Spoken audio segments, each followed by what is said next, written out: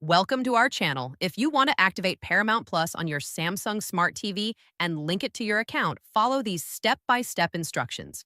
Step 1. Turn on your Samsung Smart TV and press the Smart Hub button on your remote control. Step 2. Navigate to the Apps section and search for Paramount Plus in the Samsung App Store. Step 3. Select the Paramount Plus app and click Install to download it to your television.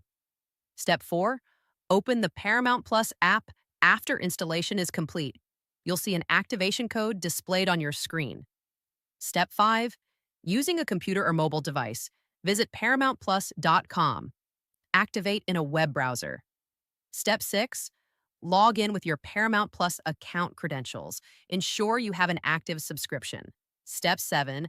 Enter the activation code from your TV screen into the website field provided. Step 8. Click Activate or continue to link your device.